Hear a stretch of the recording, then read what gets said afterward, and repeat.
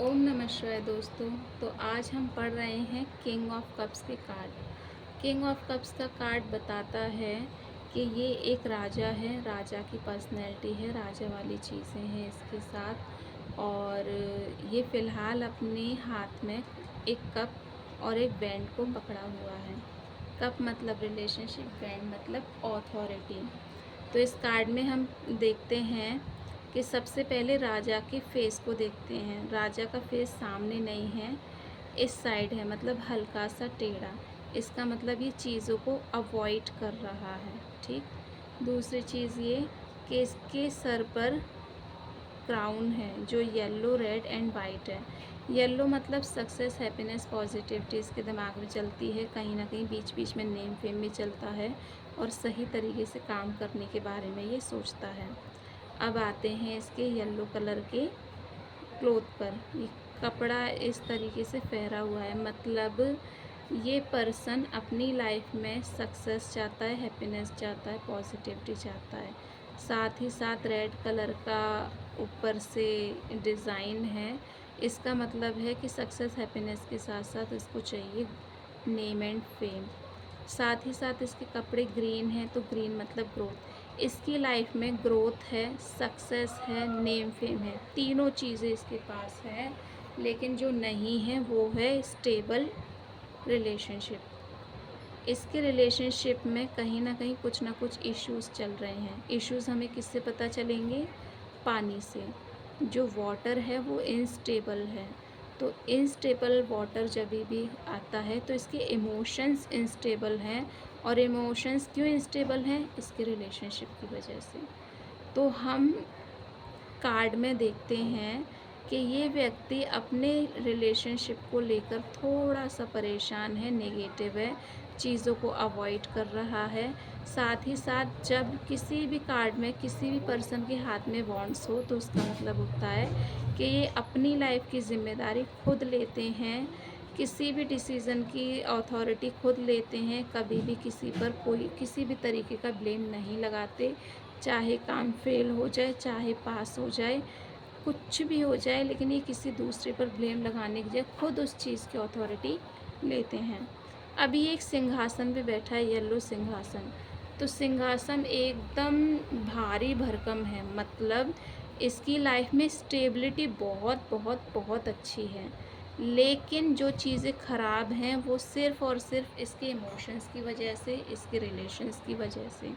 अगर ये व्यक्ति चाहे तो अपनी लाइफ में बहुत सारी चीज़ों को अचीव कर सकता है। इसका ध्यान कहीं और है, इसका ध्यान सामने नहीं है, ये किसी चीज़ को अवॉइड कर रहा है। हो सकता है ये अपने पार्टनर से रिलेटेड चीज़ों को अवॉइड करता होगा, अपने पार्टनर की बातों को अवॉइड करता होगा, या जब भी इसका पार्टनर इसको कुछ बोलता होगा तो ये उसको अवॉइड करते होंगे।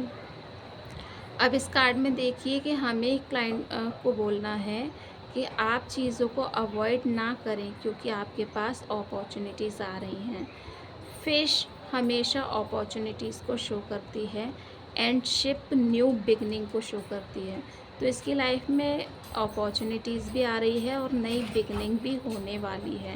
ये अपनी चीज़ों को लेकर स्टक ना हो, हमें इनको बोलना है कि इनको अपनी लाइफ में चीज़ों को लेकर स्टक नहीं होना है।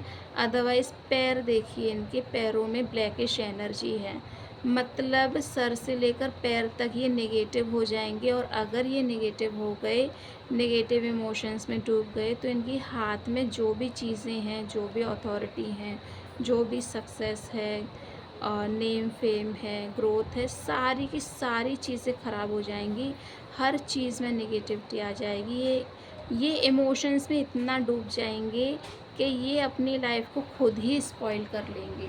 तो हमें इनको बताना है कि आपको अपनी लाइफ में चीज़ों को स्टेबल करना है, ना कि नेगेटिव। नेगेटिव एक्शन लेंगे तो डेफ़िनेटली सारी चीज़ें नेगेटिव ही होंगी। अब ये डिसाइड नहीं कर पा रहे कि मैं एक्शन इधर लूँ या इस साइड। इनके दिमाग में दो चीज़ें चल रही हैं क्योंकि एक पैर सीधे है और एक पैर इधर। यानी कि दिखावे के लिए ये आपकी बात मानेंगे, आप जिस रास्ते पर चलाएँगे ये उस रास्ते पर चलेंगे, लेकिन इनका मन जहाँ होगा ये वहाँ काम करने में ज़्यादा प्रेफ़र करेंगे। तो हमें इनको बोलना है कि आपका जहाँ मन करता है वहाँ एक्शन लो। ऐसा ना हो कि आपको कहा जा रहा है कि सीधे चलो और सीधे आप चल तो रहे हो लेकिन उस चीज़ में आपको रिज़ल्ट नहीं मिल रहा। तो जहाँ आपका मन कहता है आप वहाँ चलो। वहाँ चलोगे तो डेफ़िनेटली सक्सेस, हैप्पीनेस, पॉज़िटिविटी सारी चीज़ें मिलेंगी, क्योंकि आप देख पा रहे होंगे फेस भी इस साइड है, पैर भी इस साइड है और अपॉर्च्युनिटीज़, नेम, फेम या न्यू बिगिनिंग भी इस साइड से ही होने वाली है आपकी लाइफ में। तो हम इस साइड को अवॉइड करके इस साइड ज़रा फ़ोकस करें तो ज़्यादा बेहतर रहेगा। इस साइड फ़ोकस करने की वजह से हो सकता है इनकी लाइफ में बहुत सारी चीज़ों में चेंज आए, बहुत सारी चीज़ों में स्टेबिलिटी आए। जो अभी ये मुँह फेर रहे हैं अपने पार्टनर की वजह से या किसी भी चीज़ की वजह से अवॉइड कर रहे हैं, तो वो अवॉइड करने का सिस्टम ही ख़त्म हो जाएगा। इनके गले में देखिए एक पक्षी है उल्लू। उल्लू होता है माँ लक्ष्मी का वाहन। तो ये अपनी लाइफ में बहुत सारी वेल्थ अचीव कर सकते हैं, लेकिन कब करेंगे? जब अपने मन से डिसीज़न लेंगे, दूसरों की बातों पे डिसीज़न लेंगे, तो ये कुछ भी नहीं कर पाएँगे। हमेशा कन्फ्यूज़्ड रहेंगे, क्योंकि कन्फ्यूजन भी देता है, क्योंकि जब इमोशंस डिसबैलेंस होंगे तो पर्सन ऑब्वियसली कंफ्यूज्ड ही होगा। तो हमें इनको गाइड करना है कि आपका जहाँ मन करता है, जो मन करता है वो काम करो, लेकिन अपने रिलेशनशिप के साथ कम्युनिकेशन ज़रा अच्छे से कर लो, क्योंकि नाइट का कार्ड है और सॉरी किंग का कार्ड है, और किंग का कार्ड अगर टोटल करें तो 5 नंबर बनता है और 5 नंबर हमेशा कम्युनिकेशन का होता है। तो हम इनसे कहेंगे आप अपने पार्टनर से कम्युनिकेशन करो। अगर आप कम्युनिकेशन करोगे तो चीज़ें बहुत अच्छी होंगी आपकी लाइफ में। अब हम इस कार्ड की मीनिंग को पढ़ लेते हैं।